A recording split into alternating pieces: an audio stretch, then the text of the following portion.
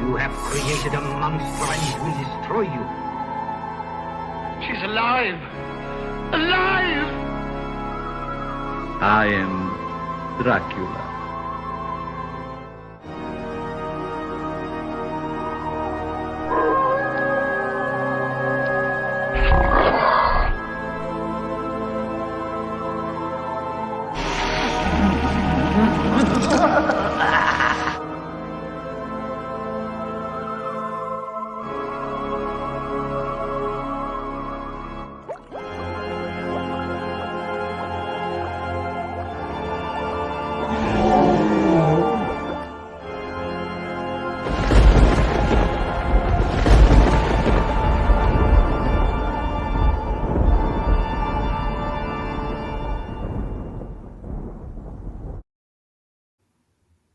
Welcome, friends, to another episode of Monster Manor. It is an extreme honor for me to introduce you to this gentleman. We have seen his face literally all over the place, from Lost to the Rob Zombie films, everywhere. But he's also a great Monsterkid. So it's my honor to introduce you guys to Mr. Daniel Roebuck. Hello, everybody! Hello, everybody! Oh my gosh, this is such an honor to have you on. And you have been a favorite actor in our household for many, many years in so many different roles that you've played. And if for the viewers out there, look at his IMDb page, his Internet Movie Database page, because there's credits all over the place. And they're all movies that you've seen. But as I was saying before, Daniel, this show we kind of get behind the roles. And I know from watching you on Facebook and all of the stuff behind the scenes, you're huge into monsters, and that's what this show is about. And one thing that we can deal with in this world, in the time that we're living, monsters, they never turn on us, right? They're always there for us. Isn't that funny? They terrify everyone else, but to us, it's like, it's comfort food. Absolutely. So your love of monsters goes back to when? When do you think that first started? Well, I believe that I spent a lot of time as a child watching Universal horror movies in Bethlehem, Pennsylvania. And I'd say my first memory of watching them is from the night, I'd be about 6 years old, 7 years old. And at some point in that time, I finally realized that the guy who was playing Frankenstein is also like Dr. Neiman, who's like Dr. Frankenstein in a movie just another few movies a few weeks later. So I started realizing they were actors playing parts. And that's kind of what sucked me into the whole thing, all that transformation. So it was, see, that's an interesting perspective, because for you looked at the actor being, that they were so many different roles, and it was part of the contract playing back in the day. For me, it was a similar thing, but for me, it was, I needed to find out who Jack Pierce was. And that kind of led me into doing the makeup and the special effects. Your thing. Well, what's behind me, these are actually my horror makeup kits from my youth. Those are the ones that I had, didn't your life change? Beautiful. With this? Oh, yes. And this? And everybody was in, and all of a sudden you can make yourself something else. I was definitely drawn into how did they do that. Look, we all should be completely grateful to Forey Ackerman for giving us all the information when we were kids as who knew who Jack Pierce was? A bunch of 13-year-old boys. Would he have ever known that so many people knew who he was? Would he ever believe how valued he is to all of us who love this stuff? He was, by all indications, not a pleasant, happy person generally. But maybe it would make him happy to know that some guy who stars in movies has a life-size version of him in my house. Yes. Well, he's definitely a hero to the right group of people. Like you, I grew up fascinated by what he did, and you know, he was of an era where they weren't celebrated like they are now. Jack Pierce, Bud Westmore, Millicent Patrick, all the guys that we idolized, they were kind of silent. Even Millicent Patrick, when she got a little bone thrown at her because she was the beauty behind the beast, that was kind of taken away from her. Yeah. Yeah, I mean, there's a lot. I mean, I know there's a book that recounts that. I mean, simply we can't overlay 21st century ideology on the past. Oh Millicent yeah. Patrick worked for Bud Westmore, the head of the makeup department, Hmm. got the credit. That's just how it was. And it's not so Right. different. Rick Baker gets the credit for The Grinch, but he didn't do every Who in The Grinch. You know, all these other Right. great makeup artists came in and gave him a hand. That's just how it is. Anyway, Millicent Patrick, I know we like to be, we're all mad that she didn't get the credit, but it wasn't that she didn't get the credit. Neither did Chris Mueller, Right. or Jack Keevan, or the other guys who worked on it. The credit went to the guy who was the head of the department. And that's, Hmm. by the way, when we talk about, we talk about a great fight in World War II. You credit Patton for the fight. You don't credit all the poor guys who had to shoot and die for the Right. battle. You know what I mean? Anyway, that's Well, he I definitely know led the department. yeah, but And he revolutionized special effects, makeup especially. um it just wasn't practical anymore. The artistry that Jack Pierce took with creating all of the Universal monsters up until the 50s, was that really practical moving forward? Could they have done that and stayed in budget and stayed in time? So in a way, Bud Westmore, well, not in a way, he did, he brought them into a new generation, into a new kind of way of doing things, yeah, cheaper, quicker, and more efficiently.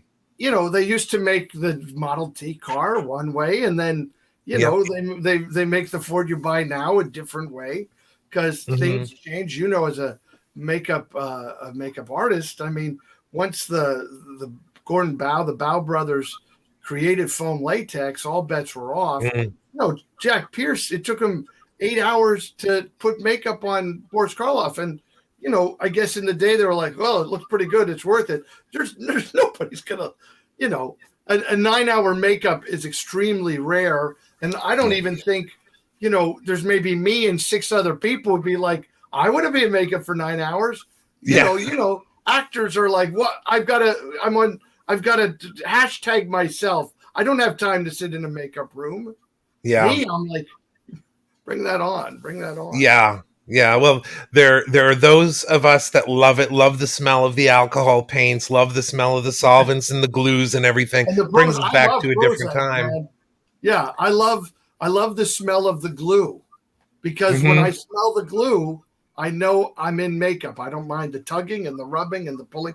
I pulled some pictures just because so these are some early that's Wolfman. Oh my gosh. I love these square pictures. Um, whatever version of Frankenstein that was.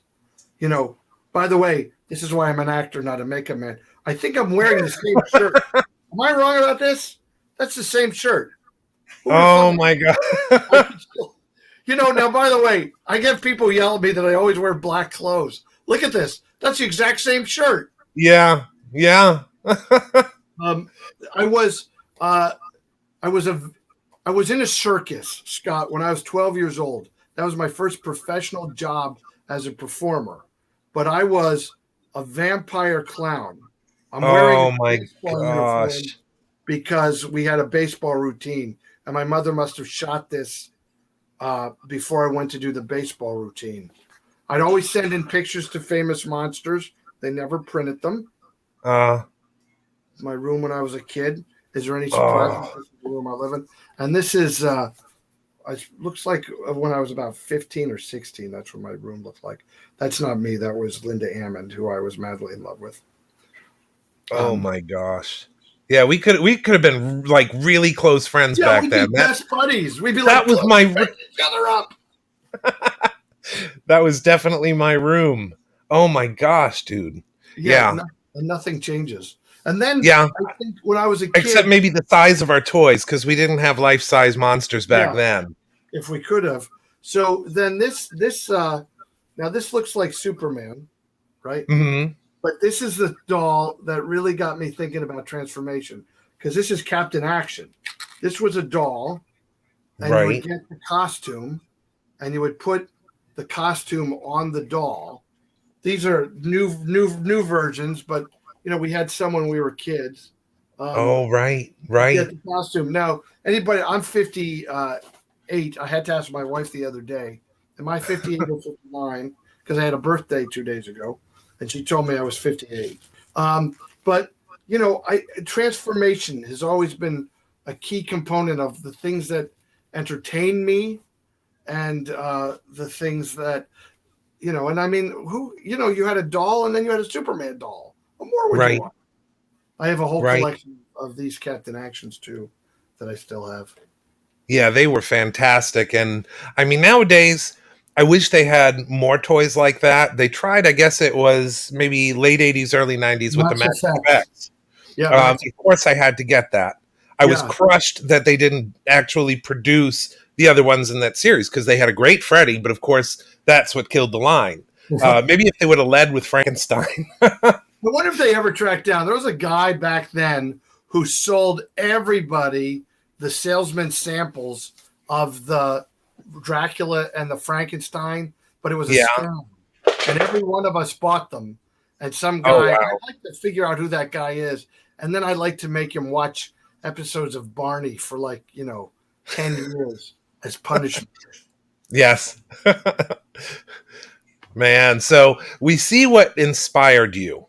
And now we know what it was that kind of bit you to get you to want to do that. Now, obviously, you have been working for a very long time in the industry. We've seen you forever and ever. I was doing some research and I saw that one of your earliest mentors you actually had a chance to work with, Oh, or at yeah. least someone that mentored you, childhood hero, Andy Griffith. Oh, yeah. What was that experience like? I mean, because he was a king when I was a kid. That was my pastime too, watching the Andy Griffith Show and all of its iterations, and then of course Yeah. Matlock. Mayberry RFD. And Yeah, so I don't know. I mean, it was 3 of the greatest years of my life. I don't know how else to say it. Scott, I'm a very blessed person. I mean, it is true of all of us. God loves all of us, but maybe He knows that I'm one of those people who need proof. So He makes sure He goes, all right. Here's Andy Griffith for 3 years, and I didn't just get Andy Griffith as, I don't know, I wouldn't say we were friends. Obviously, we were friends, but we were co-workers. Andy Griffith would come to me in the morning and he'd say, Danny, make this funny. And he'd give me the scene. He'd say, what are we going to do? And I'd say, well, I don't know. Could we, what if we ate a sandwich? And then we'd do a routine where, I'd be pulling the stuff off the sandwich that I don't want to eat. He'd be putting it on his sandwich. But in the meantime, we do all the exposition. I found him to be an extraordinary person to work beside and to learn beside. I've been able to work next to some, my biography should be, the guy who stood next to the guy, because I'm standing next to Andy Griffith. I'm standing next to Tommy Lee Jones, standing next to Harrison Ford, standing next to Kathy Bates. I don't mind being the guy who stands next to the guy. I don't have to be the guy who they're standing next to. Sometimes I am. Sometimes I star in the movie, and that's great too. But I love the experiences that I've had. Andy was extraordinary. People think he was Andy of Mayberry, and he was not that. He was a very smart performer. He was intuitive and extraordinarily tuned in to what made something authentic and organic and funny. Well, you nailed it, because the thing was is whatever he was in, and I see that in your roles as well. Um, Thank you. it's so believable. You believe every moment, everything about that character. I loved your character on Lost. The Oh yeah, teacher was a cool character because I couldn't identify with some of the other people, but I could yeah. identify with the teacher. I could identify with, um, the characters that you portray. They're very honest. They're very real. Dr. Ars. Uh, well, here's a story about Lost. They didn't tell me who I was playing. They just said, we're putting you on Lost, and we're going to kill you in the third episode. I was like, okay. I had never seen the show. So see the show the night before I go. I land in Hawaii on a Sunday. They were rerunning it on that Sunday night, and I watched it. And I thought, wow, look at these great looking people. They're so attractive. I see why they've hired me to be on this show, because I'm an attractive, great looking man. And then Steve Laporte, the makeup guy, Scott, I go in there. Now I know Steve for years because, we just know each other. And he starts putting mud on me and grease and dirt in my, fake, and the wardrobe people were covering me with dirt. And I was like, what? I thought I got to be a good looking guy here. No, I was there for one reason only, to prove that other schmoes were on that island. But those you could believe, those schmoes. I can always identify more with the side characters than the main characters. Oh, there he is. Dr. Arst. How many people can say that too? They have a bobblehead. And you want to hear a story? I have a good story about why this exists. Do you want to hear it? Yes, please. So here's a story. It's funny that I have all this stuff just handy. So they were doing a Lost auction right after Lost went off the air, and it was Joe Mandalena, the really, he's a smart guy. He has profiles in history. That's his company. They're very good people. They do great auctions, and I was like the celebrity who did the first. I opened the auction, mm-hmm. And so they had all these Lost vendors there, and they had the nodding head vendor, Whiz Bang Pow, I think. And so, they were excited to meet me. I was excited to meet them. And they had like a bobblehead of the head of the Dharma Initiative. He's, an Asian gentleman in a lab coat. And I was like, well, who buys that? Gynecologist? I mean, doesn't say it. It's just a guy. I said, why don't you do Dr. Arst? People hated Dr. Arst, or they loved him, but mostly they hated him. And they were like, well, we're putting out the next line is coming out. If Walt Disney Studios says that we could use you, we'll do it. And I said, who at Walt Disney Studios? And they gave me a name.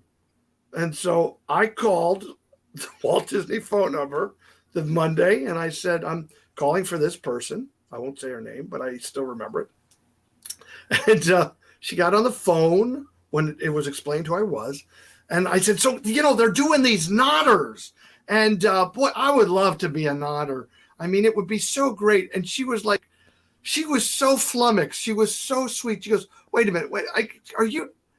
She goes, I get calls. If I get a call from an actor, it's because they're mad that we made a toy of them. You want to be a toy? I said, I want to be a toy so bad. And she goes, okay, be careful what you wish for. So that's how I became a nodder.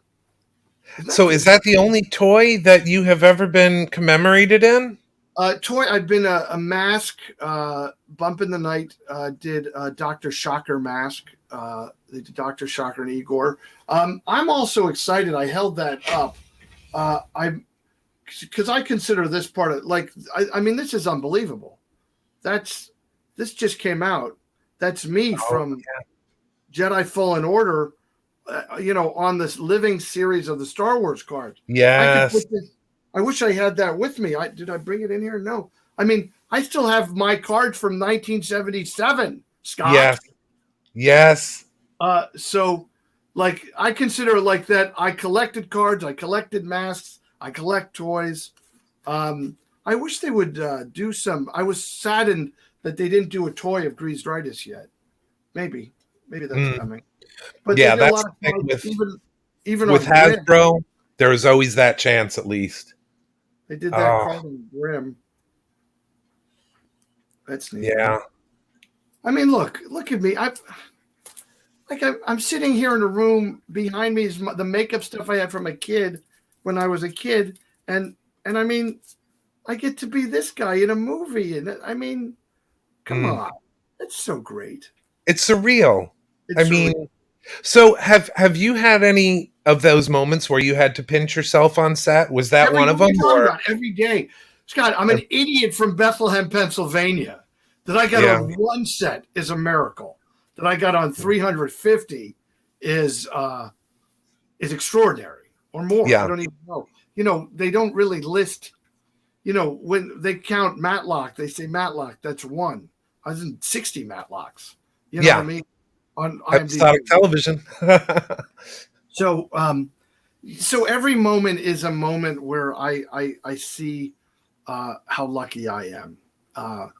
And I mean, even playing Jay Leno in The Late Shift, Yes. they sat down. They were like, it's going to be 4 hours of makeup. I was like, is that all? Yeah. Come on. Why don't we all work a little harder? Let's make it 5 hours. Wow. Yeah, and that had its share of controversy back in the day. What was that like working on that and kind of Well, there was living no history while? yeah, no controversy while we were shooting it. It all happened afterwards. There's a Oh, very yeah. interesting article people can look up. I think it's on my Facebook page. A gentleman named Ethan Alter wrote a very lovely article for Yahoo because the Late Shift is 25 years ago already. And, I recount all of it there. I will say here again, I was blessed that I got to play the nice guy, because David Letterman was cruel to the excellent actor who played him. David Letterman should have kissed that guy's butt for being such a great actor, and he was a jerk to him. So I've no respect for David Letterman. I still don't. Many years later, Jay Leno, though, if someone pulled out a gun, I take the bullet for Jay. So he was kind and supportive of your part in that? Beyond kind, beyond gracious. Wow. I ended up producing an animated Christmas movie. He narrated it for us. I mean, it Oh, was really wow. Yeah. it was outside of his bailiwick, but he did it because he's a nice person. He's a nice guy. So that was something, but that was a long makeup job too. Yeah, hours. Wow. Was that the longest makeup job you had been in? Yeah, I would say yes. It wasn't the longest day. No, I've been maybe 5-6 hours on Wild Boar. I think when we put the makeup on a few times, it took a little longer. On Halloween 2, they had to. I worked like 27 hours one day from the time that I got there in the morning till when they got the makeup off me was the next day, 2 hours after I reported to work. Yeah, and I've got something I'm gonna just drive people crazy and say that there's a thing coming up. I leave on Friday for Budapest, Hungary, and it's an extraordinary opportunity for a Monsterkid, and I can't say anything more about it than that. But when it comes out, what I'm doing, you guys are going to be like, I hope people are happy, and I hope they realize that me being able to do it that's for all of us. Like only one of us could do it, and I'm the guy who gets to do it. When I say You all deserve whatever it is. Deserve it's not a word I ever use. We're in a society now where people say deserve and what's fair, and there's nothing. We don't deserve anything but the ability to serve God in this great world of ours. That's all we get. He gave us life, and we got to make the most of it. So I don't deserve what I'm getting, but I am going to make the most of it, and I'm going to bring honor to the memory of what I'm doing. Wow. Well, I look forward to that one, whatever it is. Because It's I great. mean, if nothing It's so else, you're cool. an amazing ambassador to Monster Kids everywhere. Now, is that the channel of peace? Well, no, this is we're making this. This is I can't even say the name of the company because it might tip it. Uh, So it's not even on your coming attractions or no, anything. This no, is nobody. It's a top secret project oh wow. known about Well, for a year and a half. We've been postponed twice because of this thing called COVID. yeah. Finally getting to it. Well, safe travels on that for sure. And you take all of our hearts with you in this. I know already. Thank you, Scott. Um, but what an amazing thing. And you know, uh I want to talk to you about a film that my family has seen recently. I know it's been out for a while, but as far as you talk about the spirit and I'm sure, judging by the work and the choice that you do, that's very much at the forefront. But I have to ask you about Getting Grace, Oh because yes. this was such a fine bit of cinema, and Oh, you wore all the hats in that film. Wrote it or co-wrote it, who wrote it? directed, and you were the lead. I Every, mean, amazing, amazing piece of film. And I would implore the fans that are watching to check it out. It's not your typical. There are moments of such joy in that film, though. It's hard to watch. It's so hard to watch. But there are so many moments of just you catch yourself not breathing almost. Oh, Scott, thank you. So, for the people, if they don't know, Getting Grace is about a teenage girl who's dying of cancer, and she goes into a funeral home to find out what's going to happen after she dies. But she ends up teaching the funeral director how to celebrate life. It is a life affirming comedy set in the world of death and dying. Just so it's the Jeff Lewis, the original screenwriter, who let me piggyback into his idea and co-wrote it with him. Um, he came up with that great idea of the juxtaposition, excuse me, of uh, of a guy who deals with death, who's you know just divorced from living life, and a girl who's gonna die, who is the ambassador for living life fully Mhm. in a moment. Yeah, and I wanted to ask you about that too, because Yes. Bill, your character in that film, he has a point in the story, and I don't want to give a lot away, but he spills his soul. And you can't, for me, that was not to insult anything else you've done, but that was probably the finest acting I've ever seen you in. Was that scene where you're opening your heart to her and telling her what made you who you were? I was in tears. That was amazing. Where does that come from? Scott, are you a dad? Yes. That's so. That scene in particular is very powerful for dads. And I'm getting a little emotional just thinking about the scene because what it really is, Scott, it's a girl picking her dad. Yeah.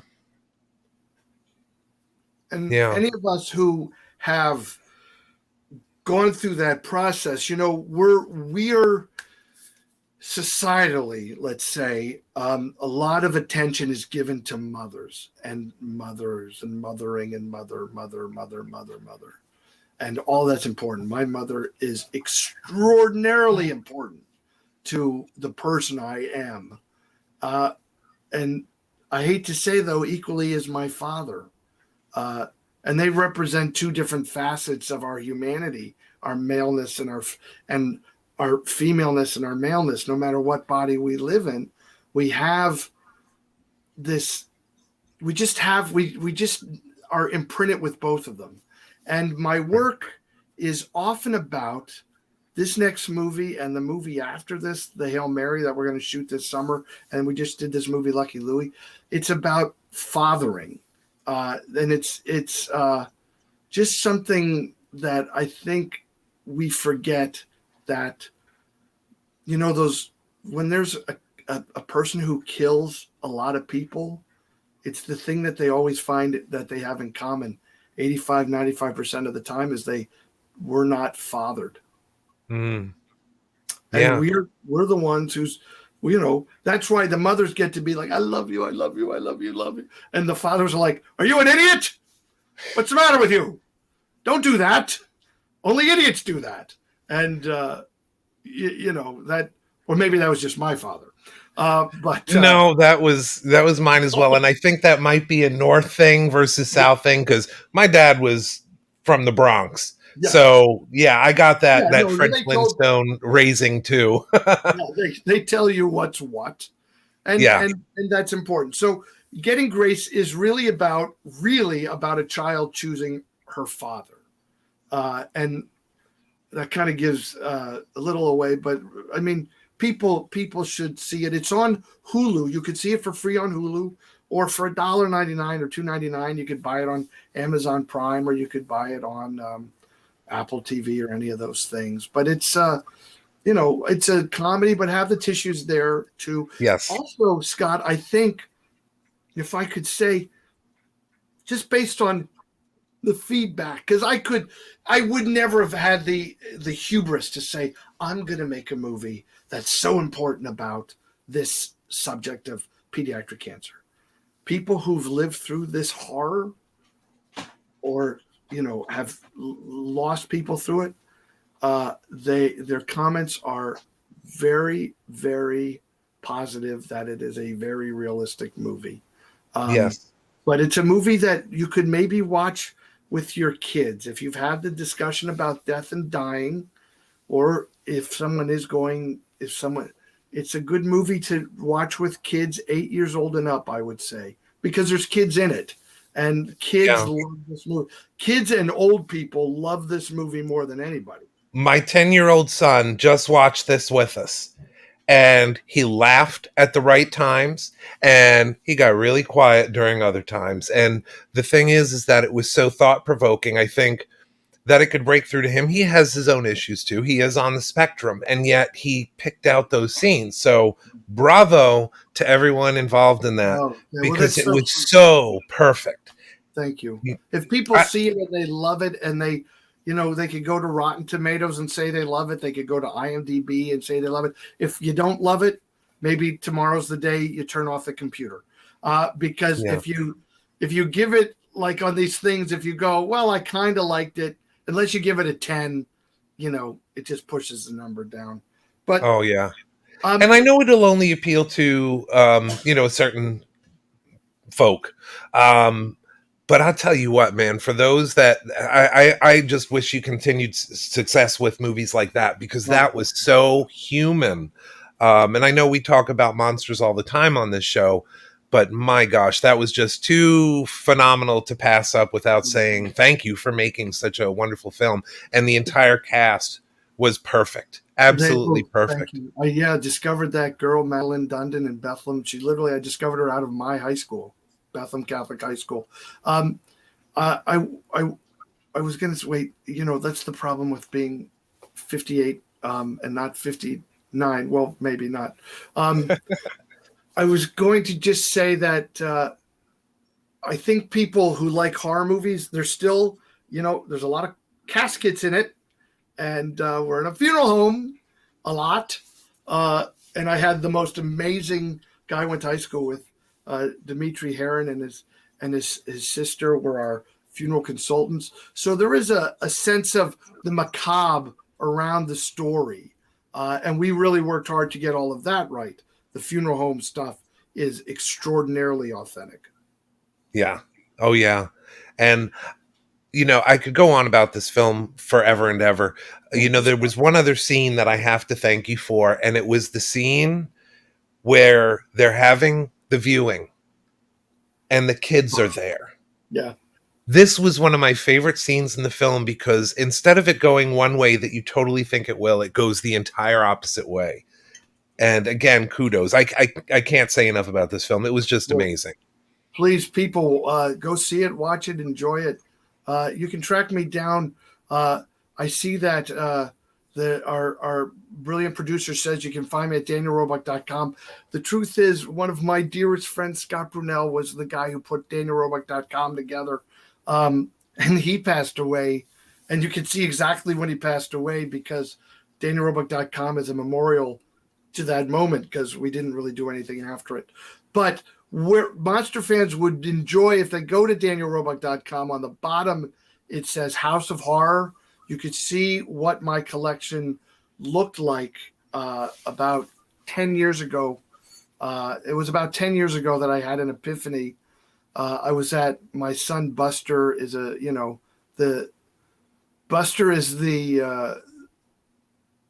he's the athlete I never was. And he played every game, every sport. And I was leaving a football game of his. And my past wife said, where are you going? And I said, I got people coming in from wherever, I don't know, Wisconsin to see the toys. And she was like, oh, all right.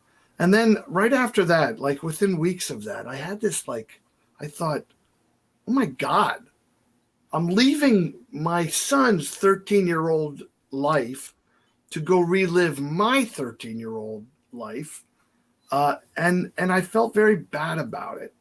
It didn't mean that I didn't want to collect. It just meant that I wanted to move collecting to a more appropriate place in my life. Some balance. Yeah. I was spending a lot of time with it. And, that was at the height of like the Universal Monster Army and Halloween Mask Association. And so we were all excited to know each other and meet each other. And we were spending a lot of time. That was before anybody had Facebook or anything. So you were spending a lot of time promoting the idea of monsters and your collection and your pride in your collection. And it was just taking a lot of my energy away. And once I got rid of that, well, I've directed 2 movies, co-directed this last one with my daughter. I've written, I've produced, we've done documentaries. I mean, what I've accomplished since getting away from being strapped to my collection is extraordinary. But, when people see, I kept the stuff I love the most. I mean, I still have stuff here. And I thought this event would be fun for me to come into this room to do. I usually don't do these podcasts. I do them in one of our other rooms. But I thought this was important. So because it's Monster Manor and there's monster makeup kits. Yes. So, see, it says Monster. Well, I'm honored that we got to share it because, we really, and it was a near miss. When we did Gillibration, we really wanted to have you there, if nothing but to just see. We got to do it again. Yeah, we definitely are working on that. And a good friend of mine, James Michael Roddy, we are talking about maybe making this extend past, because this is the bookends. We started with 1954 with Creature from the Black Lagoon, and now we're at the 65th anniversary of The Creature Walks Among Us. Oh, so beyond that, we have to keep that legacy alive, because I feel that the classic monsters, they're fantastic windows to the past. They have inspired so many people. We got to remember it. Yeah, and I mean, there's, aside from that, Creature from the Black Lagoon, Revenge of the Creature from the Black Lagoon are 2 really great movies. I mean, they're just, they're just well done movies. Yes. Creature Walks Among Us, admittedly didn't have this, it just, but, when you watch, especially Revenge, if you get to really see it in 3D, I mean, the 3D is great. Yeah. Yeah, technologically it was fantastic. The acting, not that it wasn't great in the first one, but in the second one, we had John Agar. We're going to have his son on our next show in 2 weeks. It was a really well done. Plus, it was done in Marineland, which is not too far away from where we are. Marineland, Florida. So that one is a close thing to me. And we live like 5 minutes from Silver Springs, where it was actually filmed parts of, and very, very blessed to live in this area too. I can't preach about it enough. Yeah, that's. I mean, I remember I was because I thought you were at Wakula Springs for the thing, and I thought I was the other end. But then I was at Universal the day of the Gillibration, and there was a guy with the shirt. I was like, "How did you get here already?" And the guy goes, it's only like an hour and a half away. I was like, what? Yeah. Serious? We had people make a whole weekend out of that. Well, when we got to get, we didn't get him on this, but we'll get John Gilbert, the Arizona Gill man, who is the creature. I mean, with all due respect to everybody, when Ben Chapman, somebody come up and they'd say, Ben, what month did you shoot the film in? And Ben would go, and John would go, June.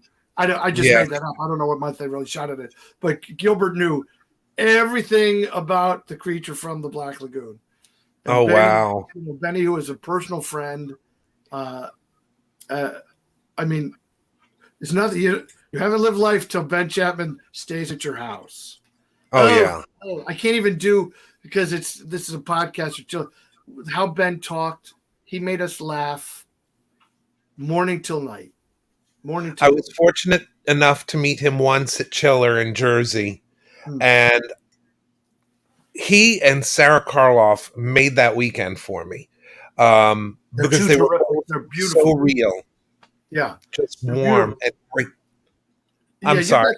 No, they're beautiful people, and I apologize. I too am a bit on the spectrum, and I'm not making a joke. I am, so I have a problem with interrupting. I'm sorry about that. They are really nice people. Benny, I'll tell one very quick Ben Chapman story. We were driving from this Academy Library, and we were having a great day, and it was me and Chuck Williams, Bob Burns, Ben Chapman, John Gilbert. We're all in my van, and we see something. Chuck and I see something on the road in front of us, and Chuck and I we're like Batman and Robin. We see someone in need, baby. We jump out. So we pull the car over and we jump out. And the only other person who gets out is Ben Chapman. At that point, he had to be 78, 79 years old. And he goes, what are we doing? And I said, this guy's stuck in the road. We're going to push his car out of the road. He goes, oh, I thought we were going to rumble. So, by the way, Bob Burns, hiding in the car. John Gilbert, hiding in the car. If we were going to rumble, the only guy who had our back was the 79-year-old Ben Chapman. I thought, and he was ready to go. Oh, what do we get? He thought it was West Side Story, Just point him in the direction. Yeah. Oh, I'll take care of it. Oh, God. Oh, hey. Oh, I'll take care of it. Oh, hey. And if there was a rumble, the person that got beat down would be able to say, I got beat down by the creature from the Black Lagoon. Yeah, he'd be like, how iconic. Hey. Yeah, he'd be like, oh, don't make a big deal out of it. The guy was a creature from the Black Lagoon, okay? Yes. You see what he did to those guys? He put his hand on their face and he go, arr! And then they were dead. Made a Tomas out of him. When the mummy would be like, arr! And he would knock someone over and they'd be dead. I thought, my God, these poor people in the 1940s. They were very fragile. Yes. Oh my gosh. That's a great story. I know we're coming up at the end of our hour together. May I come back another time? We're at almost at 45 minutes already. No, may I come back another week? Are you kidding? You're asking? Yes. Yeah. Anytime. I would be honored. Maybe when I'm done with this top secret magical thing, I can come back and we can talk about it. Oh my gosh, you just made my night. That's awesome. Thank you so much. And I know our fans are absolutely going to, eat that up. So thank you. I'm grateful for the time you gave me. I'm sorry that I tell long-winded stories. But I want everybody to remember, I saw it here. I wear the same shirt 40 years apart, 45 years ago. Wow. Yeah. It was a blessing to be here. Thank you. Thank you. And definitely next time I gotta get you on Dr. Shocker because I want to hear all about how that came to be as well. Oh yeah, we had a good time with all that. Very good. I'd love to talk to you again. Oh, thank you so much. Thank you so much. All right. And best of luck. Best of luck on your trip as well. Please keep us posted. I think we lost. Oh, there he is. I'll keep you posted. Oh, thank you very much, Daniel. God bless everybody. Thank you. Thank you, sir. So that is Daniel Roebuck. It's an honor to have him on the show, and he wants to come back. So, what a blessing to have him back as well, because we didn't get to Rob Zombie, we didn't get to Dr. Shocker. So that's a part 2, I guess. So you heard it here first. Now we have our good friend Boris. He's coming in for a very special treat for our monster family here. Before we go there, I do want to mention a couple of things, though. First off, we do have a Patreon now, and Boris is going to fill you in on a little bit more of the details there. You're going to want to stick around and look at both our YouTube page as well as our Facebook page, because we've got some major announcements that are coming down the pike for that. Boris is going to go into a nice little show for you now. So without further ado, Boris.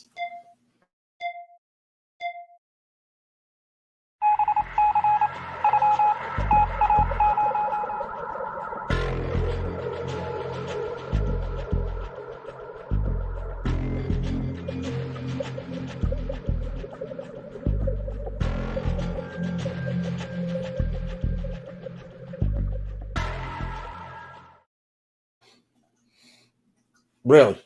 Another one you got to follow that. The Hollywood icon Daniel Roebuck and Boris stuck outside, locked out, by the way, they locked them out. We locked you out because you touched the things. Boris wouldn't have touched nothing if the Daniel Roebuck could have said, "Hi, Daniel Roebuck, you love you," but no. Just read the disclaimer. Boris memorized disclaimer because he got new bits. He's going to show you. Disclaimer is, again, whatever come out this ugly mouth is Boris' fault. Don't blame the fence to post, the ugly producer lady, the little fence posts, Monster Manor, Manor House, or Maxwell House Coffee, anything like that. But just blame Boris. He got the Facebook's page. You're right. Hey, Boris, you made it's insulted me, and Boris goes, "Too bad," and then he cut off. Boris Vigansky sounds like it's spelled. Hello, dog. The dog come out. Hello, doggy. Boris let the dog out. Whoop, whoop. What now, Boris? Oh, so Boris got a new bit. It's called Producer Lady Jokes. There's 3 facts about the Boris going to tell you about Producer Lady every week. Okay? Fact number 1, Producer Lady, the only person in the world that can slam a revolving door. Fact number 2, Producer Lady doesn't climb trees. The producer lady, so mean, she pulled the trees down and walked on top of them. Goodbye, doggy. Make Boris break character. Stop it. Number 3, the producer lady doesn't sleep. She waits. And that's the 3 facts on producer lady. We're going to come back more as it goes on, unless you punch him in the face and you forget it. Anyway, Boris was like, okay, what do we do this week? Because the fight was last week, and Nosferatu saw the one, but really Gilman, Rico Browning won, and they turned down Stanley. Was that Excelsior went out and did something else. So we got nothing this week, and then Boris walked in, and he finds this box. This box in the don't touch Boris section. This is a monster machine from the 1970s, where you can make a little monster head. Mm-hmm. This was like, you can be a fence maker in your own house, and you got the monsters in here, and there's stuff in there, but Boris is kind of, there wasn't anything like instructions. So anyway, hope that wasn't valuable. Anyway, you make this kind of head here. It's either like this stuff called Monster Muck. We're going to show that to you in a minute. This is like Mr. Jekyll, or Dr. Jekyll, excuse me, PhD, MD, and then there's Mr. Hyde. Now what you do is you get the Monster Muck. The Monster Muck here is the Monster Muck. Probably like plaster casting compound. Ooh, sounds very, advanced for the 70s. Casting, probably plaster. But anyway, you put the Monster Muck in these little, no, not that. This. Put them in here. These little molds, right? You got the mold in the front and the mold in the back, and they clip together like this, and you put the muck in there. And then you take this and grab that. You put them in this little medieval torture device. You snap it in here, and then you got a little thingy. So then you take this and you do this for about 4 hours. And by that time, you're like 5, 6, 7, maybe 10 years old. You don't care. I'm going to do this forever. And the thing, what it does is it rotates. Watch, it rotates.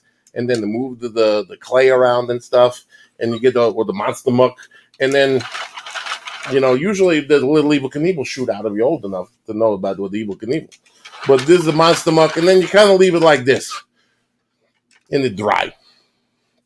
And then what happens is, you get this. Which is your completed figure. About 2 hours worth of that, and you get, wow, this is nice, right? And you're like, well, what do I do with it? So you can paint it. You can leave it white like a statue. You can paint it any color you want. It didn't come with the paints, though. You had to go buy paint separately, like the batteries. But you could do this. It did like the Frankenstein, had the Bigfoot eating the turkey leg, this and that, the alien. I think the alien head was in the thing with the borders. But this is nice, and it's durable. Fenstermaker got some up on there, and he pulled one down to show you. Like, it's nice. And you play with it and everything. And then, you like it, Fenstermaker? You like this? And it's really good. And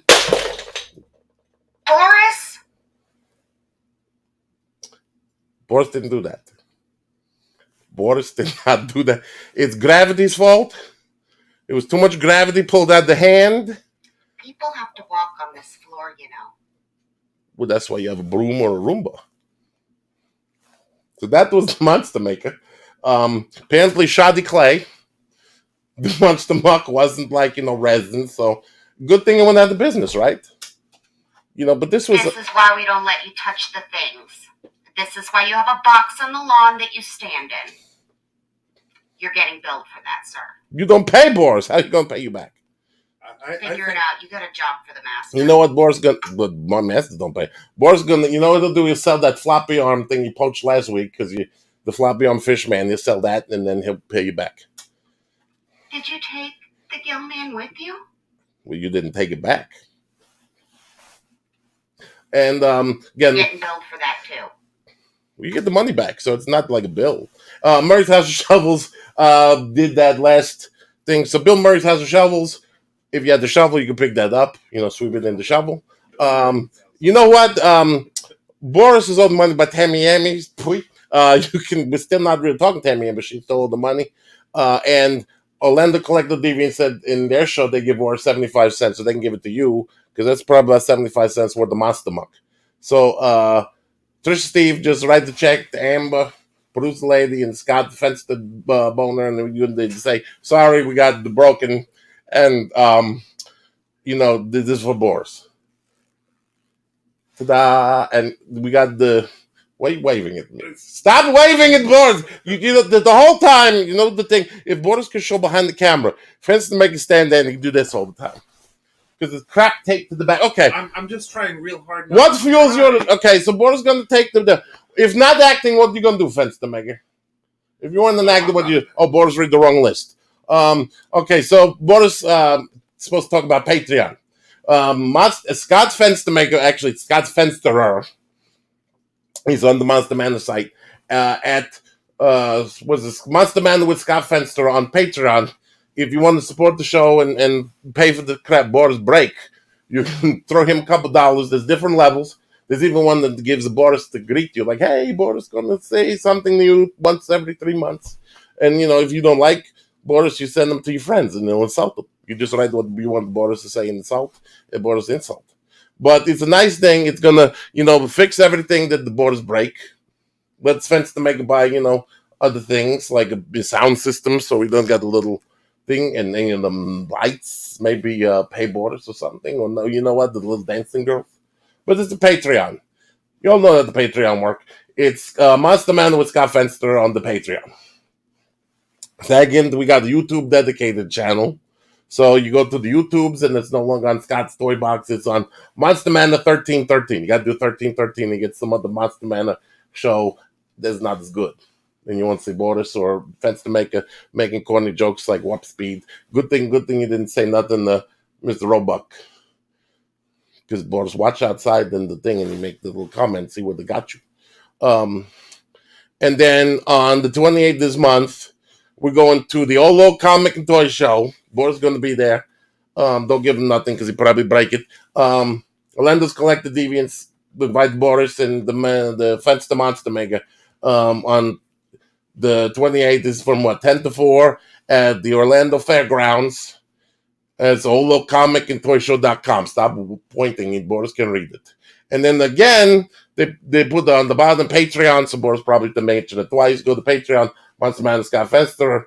And we got one, our first people, Robin Heather Gordon, gave joined they drank the Kool-Aid and joined the Patreon. So thank you, Robin Heather Gordon, for being the first Patreons to actually pay for a Boris break. Last week, Dr. Peggy's house of the alligator thing was closed down. They lost 2 people that weren't supposed to, so that's pending investigation. So don't go to Dr. Peggy's petting zoo yet. But there is Turnip Con in Bavaria right now. There's Turnip Con. What? Oh. Phantasm. We have to talk about Phantasm. What do you mean we? Okay, Phantasm. Phantasm is a convention in Orlando this October. October 1st. October 1st. First, second, third is the lady saying the sign language. Monster Man are going to be there in some way. Again, we can't talk about it. It's 9, fence to buy him over there. He's talking in behind closed doors. Don't tell Boris nothing. There's just, we're talking about it. Shh. When we tell you when we want you to know. So, but we're going to be there. Boris may be there, if they let him. But Fence Time are going to be there and do his maybe makeup, maybe tell you a story about how Boris break things. Producer lady going to show you how to punch somebody or throw a shoe at them. They may show you the great value piece that Boris held up in his face, or just how to do this. They tell you, look, we do Monster Manor, and you put the Craigslist and get the dumb butler to come and do the last 15 minutes of the show, and everybody want to make a fee break. So anything else, your Highness Lordships, that Boris got to say? Because he's down to 10 minutes of do this, and then how hawk everything on the Monster Manor. Well, what would you like to talk about, Boris? Well, Boris gonna got the new friend is the Mummy Monkey. He's in negotiations with Mummy Monkey and his agent, because apparently the man dollies are not puppets. This is a living puppet that Boris can have and like sidekick. Like you got producer lady sidekick. Mummy Monkey know the Kung Fu and the Krav Maga, and he may protect Boris from the producer lady. No monkeys in the studio, Boris. It's a nice monkey. He's good. Monkeys throw their poop. This one, he's got the wrapped. He's monkey mummies. His head done dead. Shriveled up behind hole. It's okay. He threw his poop. Smell like stinky, shriveled up, desiccated monkey poo in my studio. You have a 6-year-old wander around, smell like smelly hobo person, and you worried about the monkey? The monkey more hygienic than your 2 kids, the 10-year-old and the 6-year-old. Those kids came out of me. The monkey did. Well, that's the monkey got the advantage, doesn't it? Because the monkey doesn't smell like foot. First, Boris walk in, foot. And that's the little one. She look like, the little one look like, you ever see Mad Max? That little kid throw the boomerang. That's what the little 6-year-old look like. Tammy's Yammies is recommending we throw shoes at you now. Oh, that's okay. You know what? Because you spit on her Yammies. She gonna get, that's fake news. Okay, Boris spit on the door, not on the Yammies, because Boris know you spit on the food. That's the felony. You only spit on the door. That's a misdemeanor. That's like trespassing. Putting on the door is trespassing. Misdemeanor. That's like criminal mischief is misdemeanor. It's a felony. So you don't spit on the food. You spit on the thing. Remember, people lick the ice cream. They go to jail. You don't do that. You spit on the ice cream door, the pui, and then nothing happened.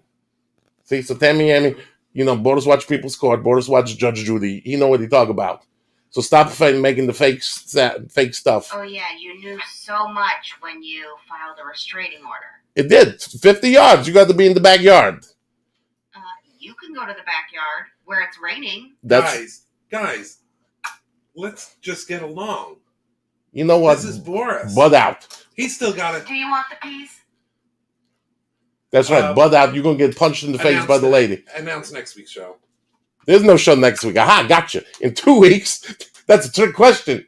He's not even paying attention to his own show. That's how enthralled he was with Daniel Roebuck, he didn't forget there's no show next week. Make Boris show up and stand out in the yard for 4 hours. Hey, what's up? And he come out drinking coffee. Well, there ain't no show. So in 2 weeks, John Agar III is going to come and talk about the Gilberation with his dad, John Agar Jr., a big star in Hollywood. He done the horror movies. He done the Revenge of the Creature. He done Sans Iwo Jima still.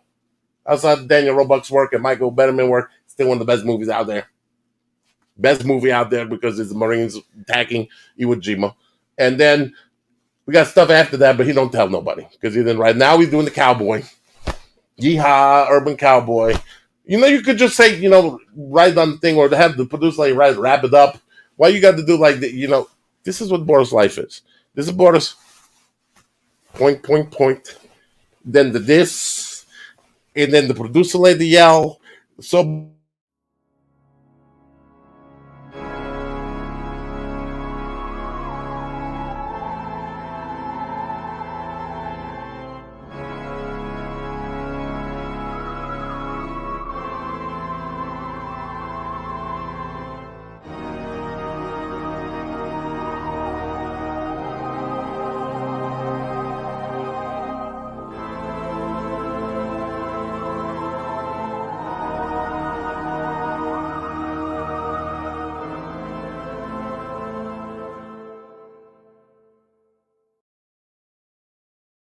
the Wawa, and they didn't buy no for Boris at the Wawa, and he had to go by himself and then go to Publix and wait 3 hours for a sub, and then they didn't have the tuna. Son of a